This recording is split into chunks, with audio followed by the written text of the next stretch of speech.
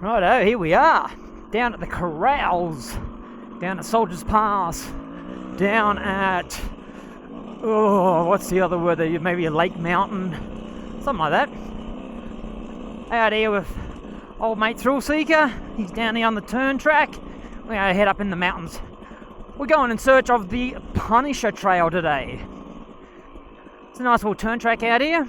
Oh yeah. Few little corner ruts. Yeah, little berms. Yep. Alright, looking good.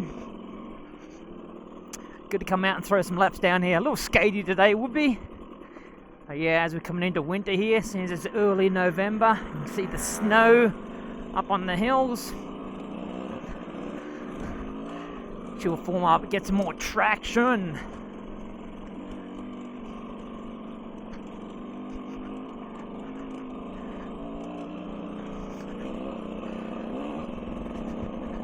So it is called the Corrals because there's the corrals over there.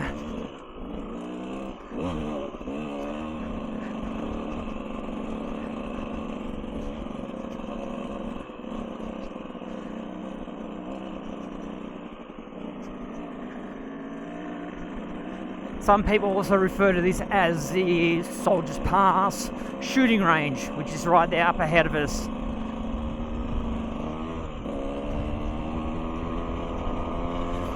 Get up over here, plenty of single track out, so much out here, out to the south side, easy stuff, lowland flow, a lot like the stuff out of Dell.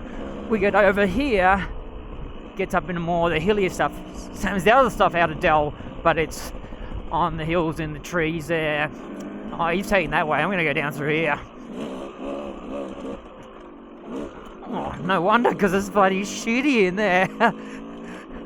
Super loose rocky there.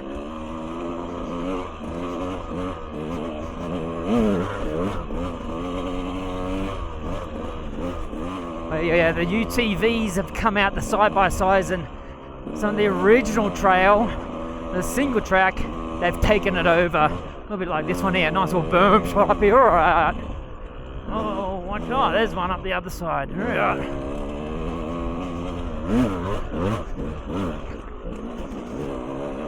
So some of this trail has got widened, got flogged out by the side-by-sides.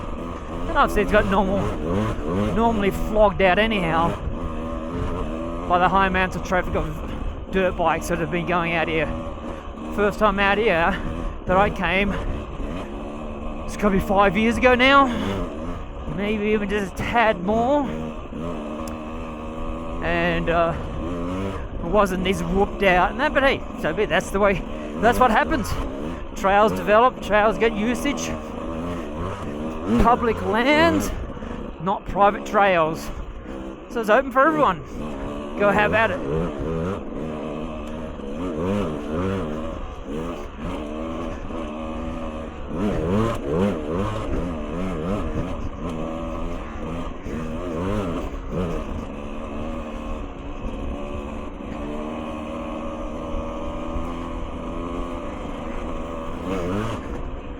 Look left, look right.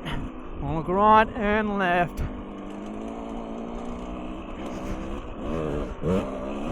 This is a fun wash to start off on.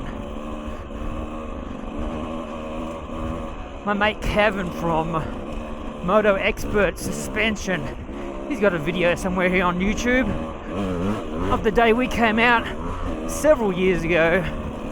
And I was on the TTR 230 and he was on his RMZ 450, I think it was.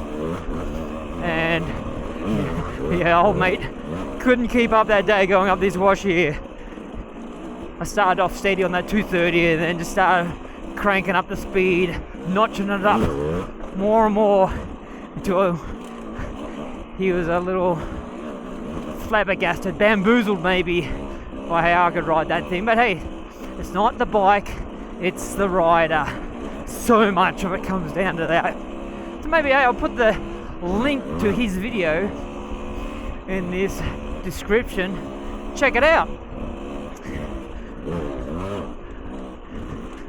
And on that note anyhow, that 230 I need to fix it. 'Cause it's not going at the moment, so yeah, I need to get to that.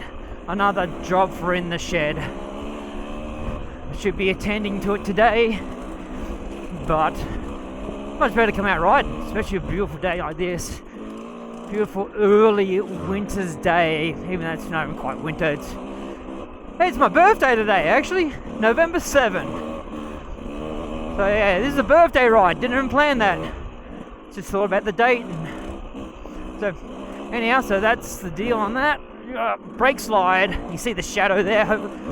Really some square edge bumps there. I was going to go different to him there, but yeah, that's a nice little bank berm there.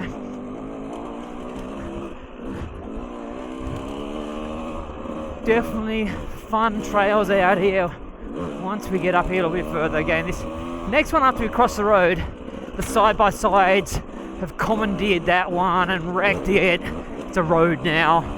There used to be a lot of more single track, but here's the thing, from my experience here and elsewhere out in the des, if any of these single track trails get commandeered by the side-by-sides, in the meantime, there is 2, 3, 4, 5 new single track trails that get established or that present themselves, or what's the word I'm looking for? Not evolve. They go ahead and they show up. So anyhow, so even though these are a little hacked out and that, you get a little deeper to the trail system and you'll find new ones out here. Shadows are causing a little bit of a concern for me, even though there's only a few of them, but they're dark shadows, and there's a lot of loose rocks here, a lot of edgy rocks. Some of them are hidden in those shadows, so you can easily tag one. The contrast between the brightness and the shadow is a big differential there. So it's hard for your eyes to adjust back to spot that stuff. So yeah, be a little bit on the cautious side of that. I always love riding out here. It's been ages. We were talking about it. The last time I was out here was a year and a half ago. Came out with Jono and Jeff and did a ride. There's still a bit of snow. It was early March last year, late March last year. Still a little bit of snow on the ground there was. Alright, hey, this was a single track. And then the side-by-sides started using it, and it looks like they're off it now, and it's starting to establish back into more of a single track. So that's a win. It's come back to us.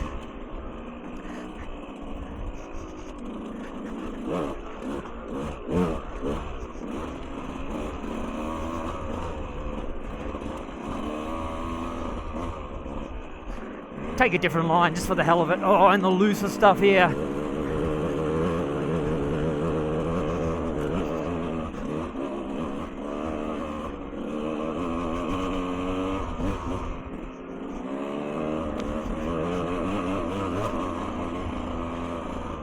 So mate, Jeff, he's on the 150. 2018 model, I think. Somewhere around there. Oh, there we go. That's 5 mile out over there. Plenty of awesome single track out there. Back over there, and then Punisher's up one of those canyons over there. All that. That's Eagle Mountain out over in the back there.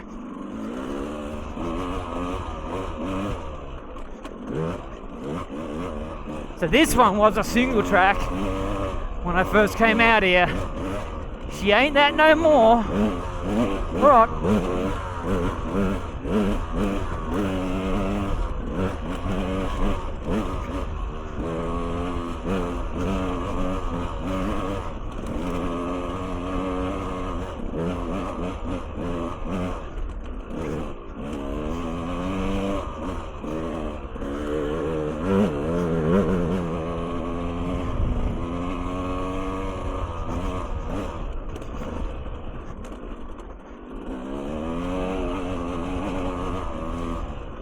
Whoa, I was going to pop over the top of that one, launch it. She's a sharp drop the other side.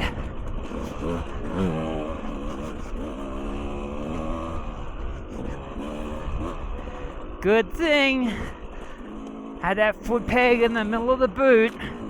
Generally speaking, as I ride along the trail, toes over that brake lever.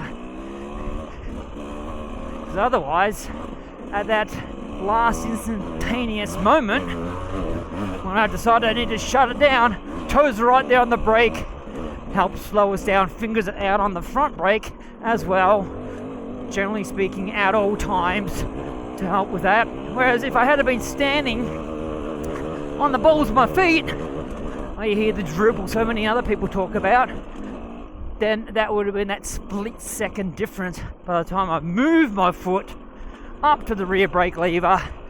That would have made the difference in sailing off of that drop away and eating shit.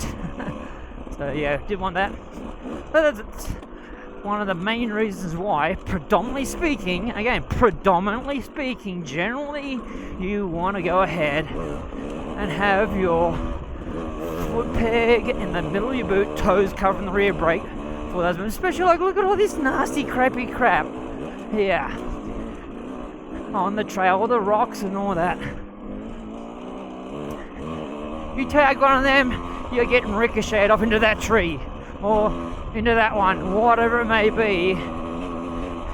And people say, oh yeah, you stand on your balls, your feet, you have better control, better agility, oh whatever. I tell you what, the safety aspect of being able to utilize that rear brake instantaneously far outweighs any benefit you may get.